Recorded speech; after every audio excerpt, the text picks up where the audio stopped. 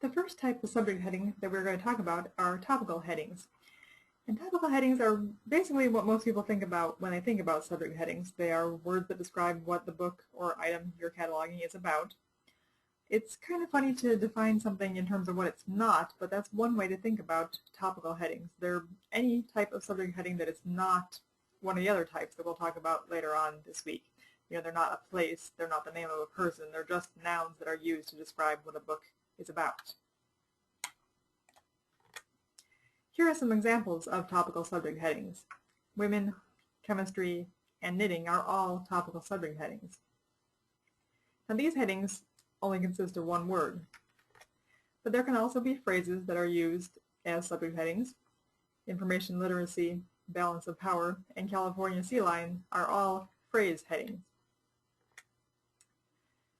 Phrase headings can also be used to bring together two different concepts into one subject heading. If we're talking about cats, and particularly how they appear in works of art, then we can use the subject heading cats in art. If we want to talk about perhaps the effect of watching television on children, we can use the subject heading television and children. As you can see, some of these phrase headings can get kind of long, like breast cancer research on postage stamps, and there is quite a high level of specificity possible. So if you have a very specific book about postage stamps depicting breast cancer research, you can use this heading. When you look at these phrase headings, notice that only the first letter of the first word is capitalized. The other words are not capitalized. Some phrase headings are what is called inverted headings, where it has an adjective or a phrase describing the leading noun appearing at the end following a comma. Chemistry, organic is used for the topic of organic chemistry. Art, American is used for the topic of American art. And knowledge, theory of is used for theory of knowledge. Now the Library of Congress is kind of moving away from inverted headings. A lot of their subject headings have been updated to reflect or to use the more direct form. So you won't necessarily see these as often as you might have in the past.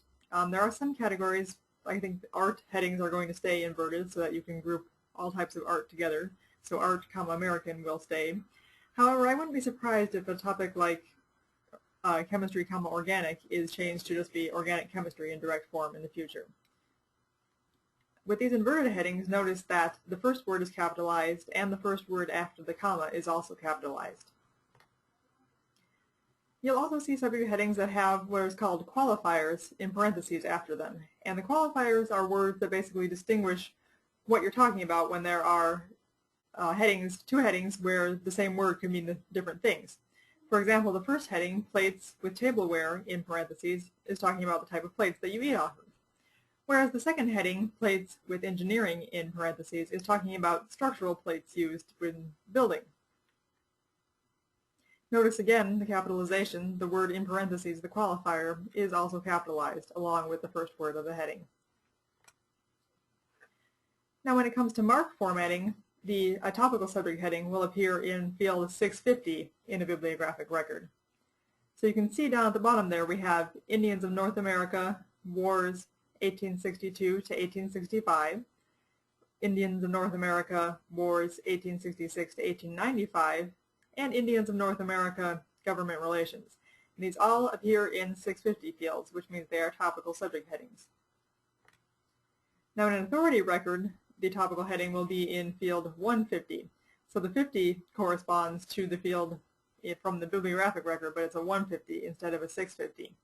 So here we have the authority record for Indians of North America. And you'll see that this heading appears in the 150 field. So here are some examples of the headings that we looked at earlier in this lesson in MARC format. You'll see they both have a 650 tag indicating that they are topical subject headings. When it comes to the indicator, for topical headings, the first indicator is always blank. The second indicator tells us which thesaurus or controlled vocabulary the term comes from. In this class, the second indicator will always be 0 because the 0 indicates that this term comes from the Library of Congress subject headings, which is what we are focusing on in this class. The main topical heading appears in subfield A. We'll be talking about subdivisions next week, and we'll see some different subfields, but for now we're just going to work with subfield A. To search for topical headings, you can use the Library of Congress Authorities website that we talked about last week. And the address for that, again, is authorities.loc.gov.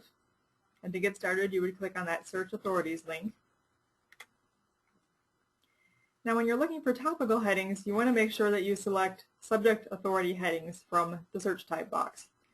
So that top option is highlighted in blue, Subject Authority Headings, and then you can go ahead and type your search term in the search text box. And that's how you search for topical headings.